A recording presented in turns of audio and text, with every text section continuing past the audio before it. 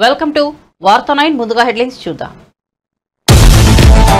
కుప్పం అభివృద్ధికి సమగ్ర action plan సిద్ధం చేయండి. అధికారులకు చంద్రబాబు ఆదేశాలు. రాజకీయ ప్రోత్సాహంతో పెట్టిన తప్పుడు రౌడీ షీట్లు ఎత్తివేయాలని సూచన. రాష్ట్రంలో పేదరిక నిర్మూలనకు కుప్పం నుండే శ్రీకారం చుడదామని పిలుపు. మాచర్ల మాజీ MLA Pinnelli Ramakrishna Reddy arrest. Palnadu SP ఆఫీసుకు తరలింపు. పిన్నెల్లి ముందస్తు బెయిల్ పిటిషన్లు కొట్టివేసిన ఏపీ హైకోర్టు. పిన్నెల్లిపై ఈవీఎం ధ్వంసం కేసు, ఎన్నికల అల్లర్ల కేసులు.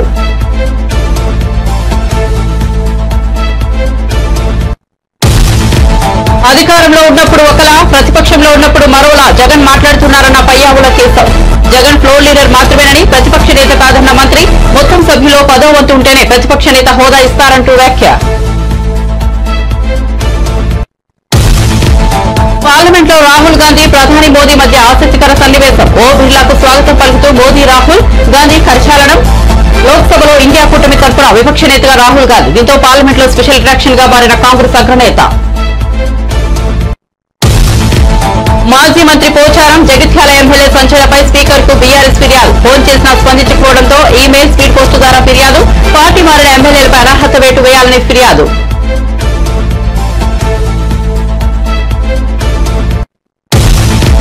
ప్రతిపక్ష హోదాపై స్పీకర్ కు జగన్ లేఖ రాయడంపై కడప ఎమ్మెల్యే మాధవిరెడ్డి ఆగ్రహం. 6 ఎమ్మెల్యేలను పీకేస్తే టీడీపీకి ప్రతిపక్ష హోదా పోతుందన్న వ్యాఖ్యలు మర్చిపోయామని నిలదీత. జగన్ ఇప్పటికైనా అధికార ప్రాంతం నుంచి బయటకు రావాలని వ్యాఖ్య.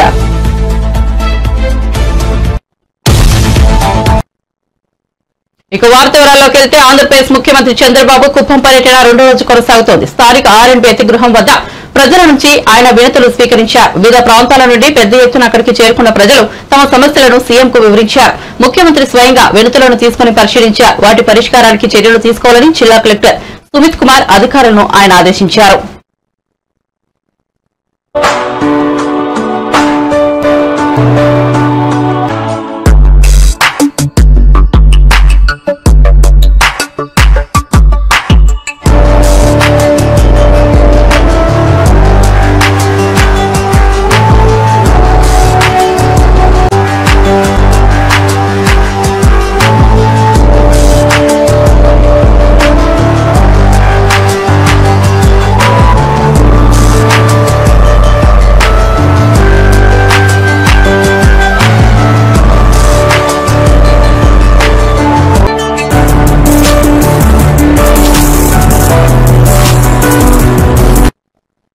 మాచర్ల మాజీ ఎమ్మెల్యే పిన్నెల్లి రామకృష్ణారెడ్డిని పోలీసులు అరెస్ట్ చేశారు. ముందస్తు బెయిల్ పిటిషన్లను హైకోర్టు కొట్టివేయడంతో పోలీసులు పిన్నెల్లి రామకృష్ణారెడ్డిని పోలీసులు అరెస్ట్ చేశారు. అనంతరం నర్సారావుపేట ఎస్పీ ఆఫీసుకు పోలీసులు పిన్నెల్లిని తరలించారు. పిన్నెల్లిపై ఈవీఎం ధ్వంసం కేసు, ఎన్నికల సమయంలో అల్లర్లు తదితర కేసులు ఉన్నాయి. పాల్వాయి గేటు వద్ద ఈవీఎం ధ్వంసంతో సహా పలు కేసుల్లో గతంలో ముందస్తు బెయిల్ పొడిగిస్తూ ఇచ్చిన తీర్పును డిస్మిస్ చేసింది. దీంతో పిన్నెల్లిని అరెస్ట్ చేశారు పోలీసులు. కాగా మే 13న జరిగిన ఎన్నికల్లో పిన్నెల్లి రామకృష్ణారెడ్డి పాల్వాయి గేట్ దగ్గర ఈవీఎంను ధ్వంసం చేశారు. అనంతరం సోషల్ మీడియాలో వీడియోలు చక్కర్లు కొట్టాయి. వీడియోల ఆధారంగా ఈసీ పోలీసులు కేసులు నమోదు చేశారు. దీంతో ఎన్నికల వేళ, ఎన్నికల తర్వాత అల్లర్లు పిన్నెల్లిపై కేసులు నమోదయ్యాయి. కేసులు నమోదు చేసినప్పటి నుంచి నర్సారావుపేటలో మాజీ ఎమ్మెల్యే అనిల్ కుమార్ ఇంట్లోనే పిన్నెల్లి ఉంటున్నారు.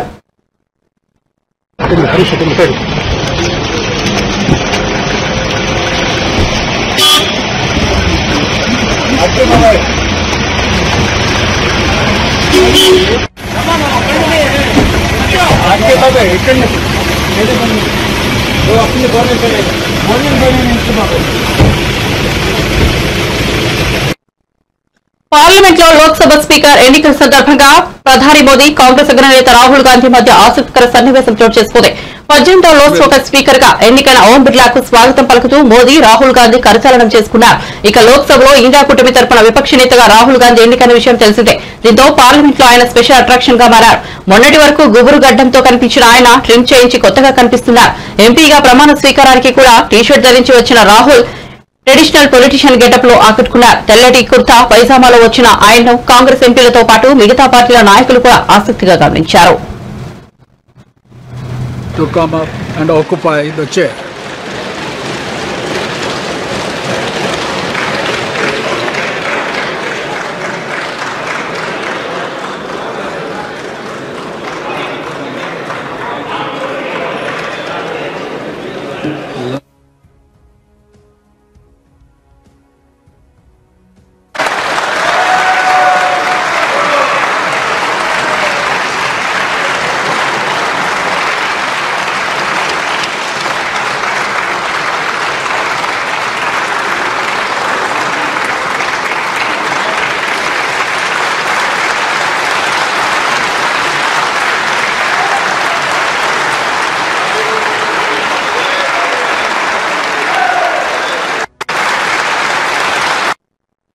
మాజీ మంత్రి పోచారం శ్రీనివాసరెడ్డి జగిత్యాల ఎమ్మెల్యే సంజయ్ కుమార్ పై బీఆర్ఎస్ నేత జగదీష్ రెడ్డి స్పీకర్ ఫిర్యాదు చేశారు.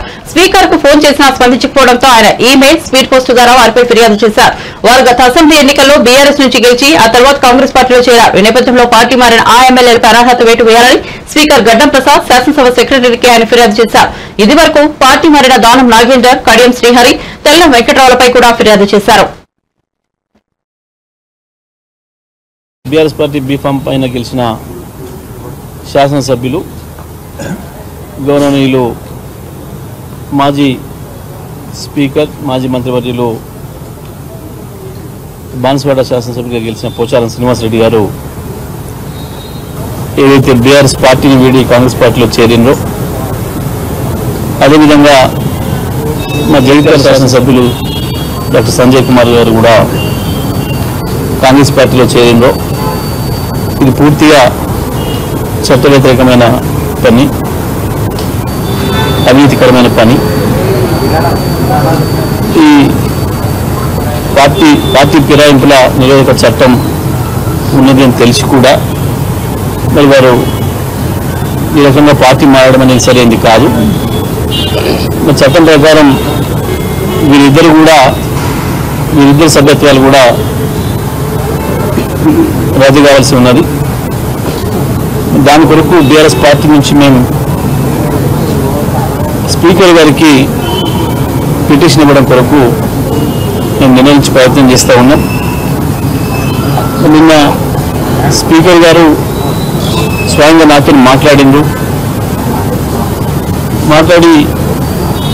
నేను చెప్పిన మీ నివాసాన్ని నేను దగ్గరలోనే ఉన్నా, 3-4 నిమిషాల్లో చేరుకోగలిగినంత దూరంలోనే ఉన్నా, మీరు పిలిచి రావడానికి సిద్ధంగా ఉన్నా, మీరు ఎప్పుడు పిలిచినా వస్తానని చెప్పినాను. అయితే మీరు ఇప్పుడు చూసి చెప్తా, మీకు సమయం ఈరోజు సాయంత్రం అవుతుందా రేపు ఉదయం అవుతుందా అనేది నేను నా వెసులుబాటు చూసుకొని చెప్తా అని చెప్పాను. తప్పకుండా స్పీకర్ గారు వారికి ముందే కార్యక్రమాలు ఉండవచ్చు, కాబట్టి నేను ఇక్కడే వారి కొరకు వెయిట్ చేస్తూ ఉంటుంది. నేను రాత్రి 7-8 గంటల వరకు కూడా ఇక్కడ నిరీక్షణ చేసి వారి ఓఎస్డీకి వారి ప్రయత్నం చేస్తే స్పీకర్ గారు దొరకలేదు, వారి ఓఎస్డీకి చెప్పి మరి ఇట్లా స్పీకర్ గారు మాట్లాడి వారు స్వయంగా సమయం ఇస్తా అని చెప్పింది, నాకు ఇంకా ఏం చెప్పలేదు. మరి రాత్రి అయింది, కనీసం మరి రేపు ఏమైనా ఏ సమయం ఇస్తారో ఒకసారి తెలుసుకొని చెప్పండి అని చెప్పడం జరిగింది. మళ్ళీ ఈరోజు ఉదయం నుంచి కూడా నేను ప్రయత్నం చేస్తూనే ఉన్నా. మరి ఇంతకుముందు 1 గంటన్నర క్రితం మరి ఓఎస్డీ గారు మాత్రం ఫోన్లో దొరికింది నాకు.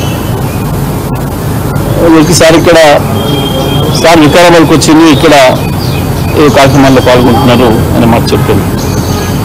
నేను చెప్పిన మరి ఏ సమయానికి మళ్ళీ వస్తారు, ఏ సమయానికి నన్ను ఎక్కడికి రమ్మంటారు చెప్తే వారు ఎక్కడికి చెప్తే అక్కడ రావడం నేను రెడీగా ఉన్నా, చెప్పండి అని చెప్పినాను. ఆయన వారు ఇంతవరకు స్పందించడం లేదు, మళ్ళీ ప్రయత్నం చేస్తే స్పందించడం లేదు. మరి మేము తప్పని పరిస్థితులలో మాకున్న ఇతర మార్గాలు ఈమెయిల్ ద్వారా మేము మా కాంప్లైంట్ పిటిషన్స్ను పంపడం జరిగింది. అదేవిధంగా స్పీడ్ పోస్ట్ ద్వారా కూడా పంపించడం జరిగింది. 2 మార్గాల ద్వారా స్పీకర్ గారి ఈమెయిల్ పంపించడం జరిగింది. వీరిద్దరి పైన 2 పిటిషన్లు, వారి అడ్రస్కి స్పీడ్ పోస్ట్ ద్వారా కూడా పంపించడం జరిగింది. ఇదే సందర్భంలో శాసనసభ కార్యదర్శికి కూడా పంపించడం, స్పీకర్ గారికి అందజేయండి అని చెప్పి. స్పీకర్ గారు దానిపైన ఏం స్పందిస్తారు, తదుపరి వారు ఏం చర్యలు తీసుకుంటారని దాన్ని బట్టి మా చర్యలు ఉంటాయి. తప్పకుండా చట్టపరంగా, న్యాయపరంగా మాకున్న అన్ని అవకాశాలను వినియోగిస్తాం. వారు ఇద్దరు కూడా వారి సభ్యత్వాలు, శాసనసభ సభ్యత్వాలు రద్దు చేయించడానికి. వైసీపీ అధినేత మాజీ సీఎం జగన్ కు ప్రతిపక్ష హోదా లేదన్నారు ఏపీ మంత్రి పయ్యావుల కేశవ్. మొత్తం సభ్యులో 10వ వంతు ఉంటేనే ప్రతిపక్ష హోదా ఇస్తారని మంత్రి తెలిపారు. జగన్ ఫ్లోర్ లీడర్ మాత్రమేనని పేర్కొన్నారు. సీఎం తర్వాత ప్రతిపక్ష నేత ప్రమాణం చేయాలని జగన్ చెప్పడం హాస్యాస్పదంగా ఉందన్నారు. జగన్ కు ప్రతిపక్ష హోదా లేనందున ముఖ్యమంత్రి తర్వాత మంత్రులు ప్రమాణం చేశారని ఆయన గుర్తు చేశారు. అధికారంలో ఉన్నప్పుడు ఒకలా, ప్రతిపక్షంలో ఉన్నప్పుడు మరోలా జగన్ మాట్లాడుతున్నారని మంత్రి ఎద్దేవా చేశారు. ప్రతిపక్ష నేతగా ఉంటే కేబినెట్ హోదా వస్తుందని జగన్ భావిస్తున్నారని తెలిపారు. అలాగే 1984 ఉపేందర్ కు ప్రతిపక్ష నేత హోదా ఇవ్వలేదన్నారు. కేంద్రంలో కాంగ్రెస్ పార్టీ ప్రతిపక్ష హోదా పొందడానికి 10 ఏళ్లు పట్టిందని మంత్రి పయ్యావుల చెప్పుకొచ్చారు. గతంలో ముఖ్యమంత్రిగా పనిచేసినటువంటి జగన్మోహన్ రెడ్డి గారు ప్రజలు ఇచ్చినటువంటి తీర్పుని జీర్ణించుకోలేనటువంటి పరిస్థితుల్లో ఉన్నారనేటువంటిది ఆయన శాసనసభాధిపతికి రాసినటువంటి లేఖను బట్టి మాకు అర్థమవుతా ఉంది. నాకు ప్రధాన ప్రతిపక్ష హోదా ఇవ్వకుండా అన్ని పార్టీలు ఏదో ఆలోచన చేస్తున్నాయన్న భావన నాకు కలుగుతోంది అని. జగన్మోహన్ రెడ్డి గారు, పార్టీలు ప్రతిపక్ష హోదాలు ఇవ్వవండి. మీరు అధికారంలో ఉంటారా, ప్రతిపక్షంలో ఉంటారా, ప్రతిపక్ష హోదా కూడా లేకుండా ఇవ్వాలని తీర్పునిచ్చేటువంటిది ప్రజలు. ఈ రాష్ట్ర ప్రజానీకం మీకు ప్రతిపక్ష హోదా కూడా ఇవ్వకూడదు అని నిర్ణయం తీసుకుని తీర్పునిచ్చారు. దాన్ని మీరు యాక్సెప్ట్ చేయండి. ఎస్, బాధాకరమైనటువంటి అంశం. అందుకనే మేము ఎక్కడ కూడా మీరు శాసనసభలోకి వచ్చినా పోయినా కూడా మేమేం మాట్లాడలే, చాలా హుందాగా వ్యవహరించాం. గతంలో చంద్రబాబు నాయుడు గారు మొట్టమొదటిసారి మాట్లాడే ప్రయత్నం చేస్తే ఒకసారి శాసనసభ వీడియోలు తెప్పించుకుని చూడండి, మీరు ఎంత హెకిల్ చేసేటువంటి ప్రయత్నం చేశారు. మీరు యాక్సెప్ట్ చేయండి. ప్రజల తీర్పు మీకు ప్రతిపక్ష హోదా ఇవ్వకూడదు అనేటువంటిది ఇచ్చారు. జీతాలు భత్యాలు ఇచ్చేటువంటి పెన్షన్ ప్రకారం మీకు ప్రతిపక్ష నాయకుడి హోదా వస్తుంది అనేటువంటి సలహా ఏ పెద్ద మనిషి ఇచ్చాడో. గతంలో అంతమంది సలహాదారులు పెట్టుకుని ఇక్కడ దాకా వచ్చారు. ఇప్పుడైనా మంచి సలహాదారుని పెట్టుకోండి. ఈ లేఖ రాసింది మీ సొంత ఆలోచన అయితే మీరు ఇంకొంచెం ప్రజా తీర్పుని ఆమోదించే స్థితికి రావాలి అని నేను కోరుకుంటున్నా. ఇది మీకు ఏ సలహాదారుడు ఇచ్చిందైతే మాత్రం మీ భవిష్యత్తు ఎట్లుండబోతుందో మాకు అర్థమైపోయింది. ఆ సలహాదారులతో ఇక్కడికి వచ్చారు, ఈ సలహాదారుడితో మీరు ఎక్కడికి పోతారు అనేటువంటిది మాకు అర్థమవుతోంది. సారీ జగన్మోహన్ రెడ్డి గారు, మీరు ఎప్పుడు ఎక్సైజ్ బుక్స్ లేకపోతే ఇసుక అకౌంట్ బుక్స్ కాదు చూడాల్సింది. అప్పుడప్పుడు assembly rules book, parliamentary practices మీద కౌలన్ షగ్దర్ బుక్ కూడా చూడండి, అర్థమవుతాయి. ఇది సాంప్రదాయం కాదండి. సభ్యుడిగా ప్రమాణ స్వీకారం చేసిన తర్వాత మాత్రమే అతన్ని సభ్యుడిగా గుర్తించబడతాడు. అక్కడ కూర్చోవడానికి అర్హుడవుతాడు, అతనికి ఓటింగ్ సంబంధించినటువంటి అర్హతలు వస్తాయి. ఇది సాంప్రదాయం కాదు. మీ మొట్టమొదటి లేఖలో మొదటి లైన్లోనే మీ ఆలోచనలో తప్పు ఎట్లా ఉంది అనేటువంటిది అర్థమవుతోంది. మీరు ప్రతిపక్ష నాయకుడు కాదే. ఇక్కడ ప్రతిపక్షంలో ఉన్నటువంటి పార్టీకి సంబంధించినటువంటి నాయకుడు మీరంతే. ఫ్లోర్ లీడర్ అంటారు మిమ్మల్ని, పార్లమెంట్లో గ్రూప్ లీడర్ అంటారు, శాసనసభలో మనం ఫ్లోర్ లీడర్ అంటాం. మీరు ఆ గ్రూపుకి నాయకుడు మాత్రమే తప్ప ప్రతిపక్ష హోదా కలిగినటువంటి ప్రతిపక్ష నాయకుడు కాదు. ఎవరు ఇంత మరీ ఓనమాలు కూడా చూసుకోకుండా ఎట్లా మీ చేత ఈ లేఖ రాయించారో మీకు వచ్చిన ఆలోచన నాకు అర్థం కాదు. తమకు ప్రతిపక్ష హోదా ఇవ్వాలని సభాపతికి జగన్ లేఖ రాయడం సిగ్గుచేటని టీడీపీ కడప ఎమ్మెల్యే ఆర్ మాధవిరెడ్డి ఎద్దేవా చేశారు. మంగళగిరిలోని పార్టీ కేంద్ర కార్యాలయంలో మీడియాతో మాట్లాడుతూ ముస్లిం సభ్యుల్లో 10వ వంతు ఉంటేనే ప్రతిపక్ష హోదా వస్తుందని, ఆ విషయంపై కనీస అవగాహన లేకుండా జగన్ కోరడం విడ్డూరంగా ఉందన్నారు. 6 ఎమ్మెల్యేలను పీకేస్తే టీడీపీకి ప్రతిపక్ష హోదా పోతుందని తాను అన్న మాటలను జగన్ మర్చిపోయారా అని ప్రశ్నించారు. ముఖ్యమంత్రి అయితేనే మీరు అసెంబ్లీకి వస్తారా? అలాంటప్పుడు పులివెందుల ప్రజలు మీకు ఓటు వేసి ఎందుకు గెలిపించారని నిలదీశారు. మీ నియోజకవర్గ సమస్యలు మీకు పట్టవా అన్నారు. జగన్ ఇప్పటికైనా అధికార భ్రాంతి నుంచి బయటకు రావాలన్నారు. జగన్మోహన్ రెడ్డి గారు ప్రతిపక్ష హోదా కోసం ఒక స్పీకర్ గారికి లెటర్ పంపించడం జరిగింది. అందులో భాగంగా ఆర్టికల్ 208 ప్రకారము 10% టోటల్ స్ట్రెంత్లో ఉండాల్సిన అవసరం లేదని చెప్పారు. ఈరోజు ఒకసారి పార్లమెంట్ మెంబర్గా, 3 సార్లు ఎమ్మెల్యేగా, ఒకసారి ఆంధ్రప్రదేశ్ సీఎంగా పనిచేసిన జగన్మోహన్ రెడ్డి గారు అసెంబ్లీ రూల్స్లో ఈ విషయం స్పష్టంగా ఉన్నది అన్న విషయం కూడా మర్చిపోయి ఏ విధమైన అవగాహన లేకుండా రాశారు. రూల్ నెంబర్ 56లో క్లాజ్ నెంబర్ సిలో క్లియర్గా రాసింది 1/10 టోటల్ స్ట్రెంత్లో ఉంటేనే ప్రతిపక్ష హోదా వస్తుందని. ఈరోజు జగన్మోహన్ రెడ్డి గారు తన యొక్క వైఫల్యాలకి రకరకాల కారణాలు చూపడం మొదలుపెట్టారు. ఈరోజు ప్రజలకు మొహం చూపించే లేక, ధైర్యం లేక మొన్నటి వరకు ఈవీఎంలు కారంగా ఓడిపోయానని ఈరోజు ప్రతిపక్ష హోదా ఉంటేనే అసెంబ్లీకి వస్తాననే విధంగా ఆయన లెటర్ రాశారు. ఎక్సీఎం గారు కడప పార్లమెంట్లో ఉన్న 7 స్థానాల్లో పులివెందుల కాన్స్టిట్యున్సీ నుంచి గెలిచారు. మేము కడప అసెంబ్లీ నుంచి గెలిచాం. మన ఇద్దరి పని ఏంటంటే ప్రజా సమస్యల కోసము పోరాడము, ప్రజా సమస్యలు తీర్చే విధంగా మనం పని చేయాలా. కానీ జగన్మోహన్ రెడ్డి గారు మాత్రము అధికారంలో వస్తేనే పని చేస్తాను, అధికారంలోకి వచ్చినాక దోచుకోవడానికి మాత్రమే నేను పని చేస్తాననే విధంగా ఉంది. ఈరోజు 1994లో జనార్దన్ రెడ్డి గారి హయాంలో కాంగ్రెస్ లో మొత్తం 294 సీట్లకు గాను 26 సీట్లు ఇస్తే ఆయనకు ప్రతిపక్ష హోదా ఇవ్వలేదు. అలాగనే ప్రమాణ స్వీకారంలో ఆయనను ఆల్ఫాబెటికల్ ఆర్డర్లోనే పిలిచారు. కానీ తెలుగుదేశం పార్టీ యొక్క గొప్పతనం ఏంటంటే ఈసారి జగన్మోహన్ రెడ్డి గారికి 11 సీట్లు వస్తే ఆయనని మంత్రులైన వెంటనే ఆల్ఫాబెటికల్ ఆర్డర్ లేకుండా ముందుకు తీసుకుపోవడం జరిగింది. అలాగనే 14 నుంచి 19 వరకు పార్లమెంట్లో కాంగ్రెస్ కి 44 సీట్లు, ఒకసారి 52 సీట్లు వస్తే మొత్తం 1/10 ప్రకారం 54 రావాల్సి ఉంటే కూడా ప్రతిపక్ష హోదా ఇవ్వలేదు. ఇది భారత రాజ్యాంగం ప్రకారం ఉన్న రూల్. ఈ రోజు జగన్మోహన్ రెడ్డి గారి కోసం రాజ్యాంగాన్ని మార్చి రాస్తారనుకుంటున్నారు. ఆయన ఇన్ని రోజులు 5 సంవత్సరాలు రాజారెడ్డి రాజ్యాంగం ప్రకారము ఆయన కొత్త రాజ్యాంగము, కొత్త చట్టాల ప్రకారము ఆంధ్రప్రదేశ్ ని నాశనం చేశారు. ఇప్పుడు ప్రజల దగ్గరికి వెళ్లి మొహం చూపించుకోలేక రూల్స్ అనేటివి మార్చి కొత్త రాజ్యాంగం రాస్తేనే నేను వస్తాను, అప్పుడే నేను పోరాడతాను ప్రజా సమస్యలకు అని చెప్పేసి ఈయన ప్రయత్నిస్తున్నారు.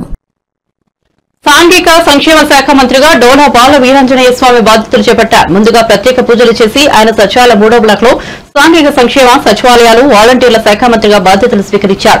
ఆయన అభివృద్ది సంక్షేమమే ధ్యేయంగా పనిచేస్తామన్నారు. సింగరాయకొండ అంబేద్కర్ గురుకులంలో గతంలో రద్దు చేసిన సీట్లు పునరుద్ధరిస్తూ సంతకం చేశారు.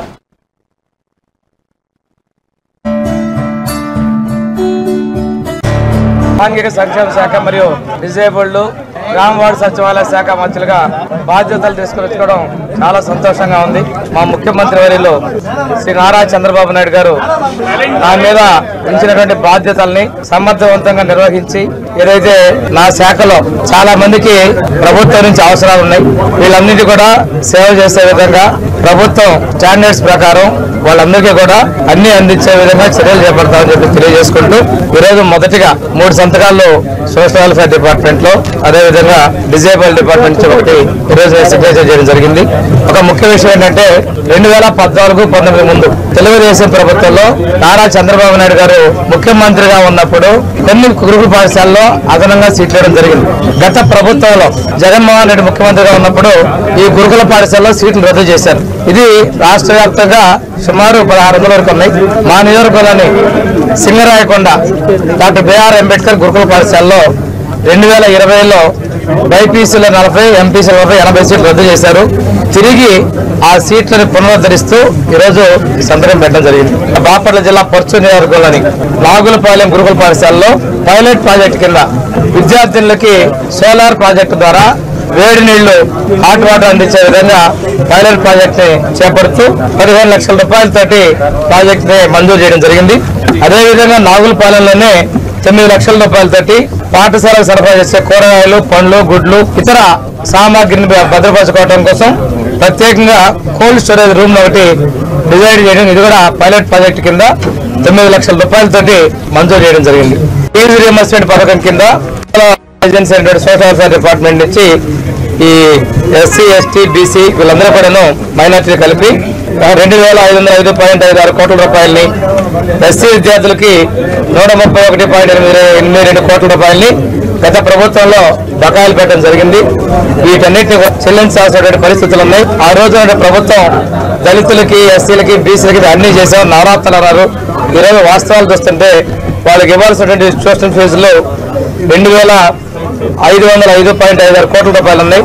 సర్టిఫికేట్లు తీసుకోలేని పరిస్థితి, పాస్ అయినా కానీ ఈ రోజుకి ఇవ్వలేని పరిస్థితి, బకాయిలు చేయలేనున్నా ఆ పిల్లలు చాలా ఇబ్బందులు పడుతూ ఉన్నారు. అదేవిధంగా వసతి నిర్వహణ రుసుము కింద ఎంటీఎఫ్ కింద మొత్తం 23-24 వరకు ఉన్నటువంటి బకాయిలు 895 కోట్ల రూపాయలు ఉన్నాయి. గత ప్రభుత్వం పేదల్ని మోసగిచ్చి మభ్యపెట్టి 3575.22 కోట్ల రూపాయలని బకాయిలుగా పెట్టి మభ్యపెట్టింది. దీనికి తగినట్లుగానే ప్రజలు తీర్పు ఇవ్వడం జరిగింది. ఈరోజు ఆర్టీసీలో మహిళలకు ఉచిత ప్రయాణం హామీపై తాము ఏర్పాటు చేసే కమిటీ కర్ణాటక, తెలంగాణ రాష్ట్రాల్లో అధ్యయనం చేసి ఎలాంటి సమస్యలు లేకుండా పథకం అమలు చేస్తామని మంత్రి రాంప్రసాద్ రెడ్డి తెలిపారు. చిత్తూరు జిల్లా కుప్పం ఆర్టీసీ ప్రాంగణంలో 5 నూతన బస్సులను ఆయన ప్రారంభించారు. నూతన బస్సులో తొలి టికెట్ మంత్రి కొనుగోలు చేశారు. అనంతరం ఆయన మీడియాతో మాట్లాడారు. అత్యున్నత ప్రమాణాలతో కుప్పంలో ఈ బస్టాండ్ ఏర్పాటు చేస్తామన్నారు. గత ప్రభుత్వంలో డిపోలను, బస్టాండ్లను నిర్వీర్యం చేశారని ఆరోపించారు. ప్రజలు సంతోషంగా ఉంటారో, ప్రజలకు మెరుగుగా అలాగే అందుబాటులోకి తెచ్చేదానికి ప్రయత్నించే ఉద్దేశంతో కుప్పం బస్టాండ్ ఏదైతే ఉందో ఆ బస్టాండ్ను రాబోయే కాలంలో దేశంలోనే అత్యున్నతమైన ప్రమాణాలతో ఈ బస్టాండ్ అన్ని విధాల అందుబాటులోకి తెచ్చే విధంగా ఇక్కడ నిర్మించేదానికి నిన్న అనౌన్స్ చేయడం జరిగింది. ఇక్కడ నిర్మించబోయే బస్టాండ్ డిపిఆర్ను రెడీ చేసి త్వరలోనే ఒక 4-5 ప్లాన్లు తీసుకొని వచ్చి ఏదైతే ప్రజలకు బాగుంటుందో, ఎక్కడా లేని విధంగా నిర్మాణం చేస్తే ప్రజల యొక్క మన్నలు పొందుతామో ఆ విధంగా కుప్పం బస్టాండ్ తయారు చేసే విధంగా చర్యలు తీసుకోవడం జరుగుతుంది రాబోయే కాలంలో. ఈరోజు ఇక్కడ 5 బస్సులను ప్రారంభించడం జరిగింది. గత ప్రభుత్వాల్లో కొన్ని డిపోలను అయితేనే, కొన్ని నియోజకవర్గంలో ఉన్న బస్టాండ్లను అయితేనే నిర్వీర్యం చేయడం జరిగింది. ముఖ్యమంత్రి గారు ఇక్కడికి రావడంతోనే సుమారు గతంలో నిలిపేసిన 30 పైన సర్వీసులను మరొకసారి ప్రారంభించడం జరుగుతూ ఉంది. భద్రతా ప్రమాణాలు పాటించి రోడ్లపైకి బస్సులు వచ్చేటప్పటికి బస్సులు ఫిట్గా ఉండాల.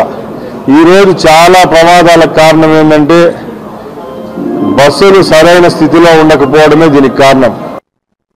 పదోన్నతుల్లో ఎస్జీటీలకు న్యాయం చేయాలని బీజేపీ అధికార ప్రతినిధి రాణి రుద్రమ డిమాండ్ చేశారు. వారిని నియమించినప్పుడు ఒక నియమం పదోన్నతి కల్పించే సమయంలో మరో నిర్ణయం ఎలా వర్తిస్తుందని ప్రశ్నించారు. ప్రభుత్వ ప్రధాన ఉపాధ్యాయులందరికీ సమన్వయం జరిగేలా ఒక కమిటీని నియమించి విధి విధానాలు ఖరారు చేయాలని ప్రభుత్వాన్ని డిమాండ్ చేశారు. బీఆర్ఎస్ లాగే కాంగ్రెస్ ప్రభుత్వం కూడా ఉపాధ్యాయుల హక్కులను కాలరాస్తోందని ఆమె మండిపడ్డారు. జీవో 2, జీవో 3 ఉపాధ్యాయులకు అన్యాయం చేసేటటువంటి జీవోలు. ఆ జీవోలను రద్దు చేసి పాత జీవోలు జీవో 11, జీవో 12 అని అమలు చేయాలి అని చెప్పి వాళ్ళు ఏదైతే కోరుతున్నారో వాటిని కనీసం పరిశీలించేటటువంటి పరిస్థితిలో కూడా రేవంత్ రెడ్డి గారి ప్రభుత్వం లేదు. మీకు పార్టీ ఫిరాయింపుల కోసం ఉన్నటువంటి సమయం, మీ పార్టీ నాయకులు రాహుల్ గాంధీ గారు, సోనియా గాంధీ గారు, మల్లికార్జున్ ఖర్గే గారు ఢిల్లీలో ఒక డయాస్ మీద నిలబడి మీ పార్టీ మేనిఫెస్టోను రిలీజ్ చేసి పాంచన్యాయ సూత్రాలని చెప్పి ప్రజలకు చెప్పి పక్క పార్టీలో గెలిచినటువంటి అభ్యర్థులు ఇతర పార్టీలకు వెళితే వాళ్ళ అభ్యర్థిత్వాన్ని రద్దు చేయాలి, వాళ్ళని డిస్క్వాలిఫై చేయాలి అని చెప్పి మీరు మీ పాంచజన్య సూత్రాలలో పెట్టింది. వాటిని కూడా కాలదన్ని ఇవాళ నియమాలు నిబంధనలు ఏమీ లేకుండా మీరు తెలంగాణ రాష్ట్రంలో పక్క పార్టీలలో గెలిచినటువంటి వాళ్ళను జాయిన్ చేసుకునేటందుకు మీకు సమయం ఉన్నది. వాటికి ఏ నియమాలుండయి, వాటికి ఏ నిబంధనలుండయి, మీరు మాట్లాడిన మాటలకు విలువ ఉండదు. మరి వాళ్ళ ప్రభుత్వ ఉద్యోగులకు ఇచ్చేటటువంటి ప్రమోషన్ల విషయంలో మాత్రం మీకెందుకు సమయం సరిపోతలేదు? మీరెందుకు వాటి గురించి ఆలోచిస్తలేరు? నిజంగానే కొత్త జీవో ప్రకారం మేము చేస్తున్నామని మీరు చెప్తే ఆ జీవోలను రద్దు చేసి ఎస్జీటీలుగా అపాయింట్ అయినటువంటి టీటీసీ చదువుకున్నటువంటి వాళ్లకు, బిఎడ్ చదువుకున్నటువంటి వాళ్లకు అందరికీ కూడా ప్రమోషన్ల విషయంలో సమన్యాయం చేయాలి అనేటువంటి సోయి ముఖ్యమంత్రి గారికి ఎందుకు లేదు అని మేము అడుగుతున్నాం. గత 10 సంవత్సరాలుగా ప్రమోషన్లు లేవు. ఇవాళ మీరేదో ఇస్తాము అని ఒక ఆశ చూపిండ్రు వాళ్లకు. మరి ఆ ఇచ్చే ఆశ చూపినటువంటి క్రమంలో సమన్యాయం చేయండి. ఈ విడత పోతే మళ్ళా ఎన్నేళ్లకు వాళ్లకు ఆ ప్రమోషన్లు వస్తాయో, ఇప్పుడు కూడా వస్తాయో రావో కూడా తెలియదు. 29-30 సంవత్సరాలుగా ఒక పోస్టులో నియమించబడ్డటువంటి ఉపాధ్యాయుడు ఎస్జీటీగా అదే పోస్ట్ లో ఉన్నారు ఇప్పటి వరకు కూడా. మరి దీన్నంతా చూడడానికి ముఖ్యమంత్రి గారికి వెసులుబాటు లేదు. విద్యాశాఖ మంత్రి తెలంగాణ రాష్ట్రంలో కావాలి అని మీరు విద్యాశాఖ మంత్రిని అపాయింట్ చేయరు. వాళ్ళ సమస్యలు మొరబెట్టుకుందాము అని అంటే డిస్ట్రిక్ట్ ఎడ్యుకేషన్ ఆఫీసర్ కావాలి జిల్లాల. మీరు డిఈఓలను అపాయింట్ చేయరు. మండల స్థాయిలో వెళ్ళి చెప్పుకుందామంటే అక్కడ ఎంఈఓ కావాలి. మీరు ఎంఈఓలను అపాయింట్ చేయరు. బళ్ళల్లోనన్నా టీచర్లు మరి ఎట్లా చేద్దాం సార్ అని మాట్లాడుకుందామంటే స్కూల్లో ప్రిన్సిపాల్ ఉండాలి. ఆడ ప్రిన్సిపాల్ లేరు. ఆఖరికి ఊడ్చి తుడిచే స్కావెంజర్స్ కూడా లేరు. అంటే ఈ దిక్కు దివానం లేని విద్యాశాఖలో ప్రమోషన్ల విషయంలో కూడా మీరు అన్యాయం చేయటం వల్ల ఇవాళ ఆ ప్రమోషన్ల విషయంలో అన్యాయం జరిగి అవేమన్నా ఆగిపోతే కూడా మళ్ళా ఖాళీ కావాల్సినటువంటి 11,000 పోస్టులు ఆగిపోతాయి. ఈ వీళ్ళకు ప్రమోషన్లు వస్తేనే అవి ఖాళీ కావాలి. అవి ఖాళీ అయితే మీరు మళ్ళా ఫిలప్ చేయాలి. ఇది ఇంటర్లింక్ అయినటువంటి సమస్య. నిరుద్యోగులకు ఉద్యోగాలు రావాలన్నా, విద్యాశాఖలో టీచర్ల భర్తీ పూర్తి కావాలన్నా, దానికి ఇవాళ ప్రమోషన్స్ ఇచ్చే విషయంలో కూడా సమన్యాయం చేసి ప్రమోషన్స్ లో, ట్రాన్స్ఫర్స్ లో మీరు నీతిగా వ్యవహరిస్తే పాఠాలు చెప్పేటటువంటి ఉపాధ్యాయుల గోసపుచ్చుకోకుండా ఇవాళ సమాజ హితం కోసం 100% అక్కడ టీచర్స్ ఉండాలి అని అంటే మీరు ఇప్పటి నుంచే దాన్ని ఒక క్రమశిక్షణతోటి, చిత్తశుద్ధితోటి, విలువలతోటి, కొద్దిగా శ్రద్ధతోటి చేయాలని చెప్పి రేవంత్ రెడ్డి గారికి మేము సూచిస్తున్నాం. ఉపాధ్యాయుల ప్రమోషన్ల విషయంలో ఖచ్చితంగా వాళ్ళు అడుగుతున్నటువంటి పాత జీవోలు వాటినే అనుసరంగా చేసి కొత్త జీవోలను రద్దు చేసేటటువంటి విషయంలో మీరు ఒక కమిటీని వేసి సమీక్ష చేయాలని చెప్పి భారతీయ జనతా పార్టీ తరఫున టీచర్లందరికీ కూడా. బులెటిన్ ముగించే ముందు హెడ్లైన్స్ మరోసారి చూద్దాం. కుప్పం అభివృద్ధికి సమగ్ర యాక్షన్ ప్లాన్ సిద్ధం చేయండి, అధికారులకు చంద్రబాబు ఆదేశాలు. రాజకీయ ప్రోద్బలంతో పెట్టిన తప్పుడు రౌడీ షీట్లు ఎత్తివేయాలని సూచన. రాష్ట్రంలో పేదరిక నిర్మూలనకు కుప్పం నుండే శ్రీకారం చుడతామని పిలుపు.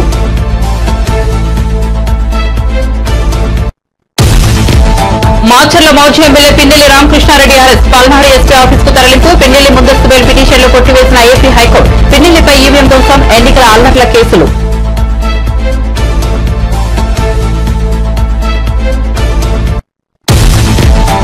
అధికారంలో ఉన్నప్పుడు ఒకలా, ప్రతిపక్షంలో ఉన్నప్పుడు మరోలా జగన్ మాట్లాడుతున్నారన్న పయ్యావుల కేసు. జగన్ ఫ్లోర్ లీడర్ మాత్రమేని ప్రతిపక్ష నేత కాదన్న మంత్రి. మొత్తం సభ్యుల్లో 10వ వంతు ఉంటేనే ప్రతిపక్ష నేత హోదా ఇస్తారంటూ వ్యాఖ్యలు. పార్లమెంట్ లో రాహుల్ గాంధీ, ప్రధాని మోదీ మధ్య ఆసక్తికర సన్నివేశం. ఓం బిర్లాకు స్వాగతం పలుకుతూ మోదీ, రాహుల్ గాంధీ కరచాలనం. లోక్సభలో ఇండియా కూటమి తరఫున విపక్ష నేతగా రాహుల్ గాంధీ. దీంతో పార్లమెంట్ లో స్పెషల్ అట్రాక్షన్ గా మారిన కాంగ్రెస్ అగ్రనేత. మాజీ మంత్రి పోచారం, జగిత్యాల ఎమ్మెల్యే సంజయ్లపై స్పీకర్ కు బీఆర్ఎస్ ఫిర్యాదు. ఫోన్ చేసినా స్పందించకపోవడంతో ఈమెయిల్, స్పీడ్ పోస్టు ద్వారా ఫిర్యాదు. పార్టీ మారిన ఎమ్మెల్యేలపై అనర్హత వేటు వేయాలని ఫిర్యాదు.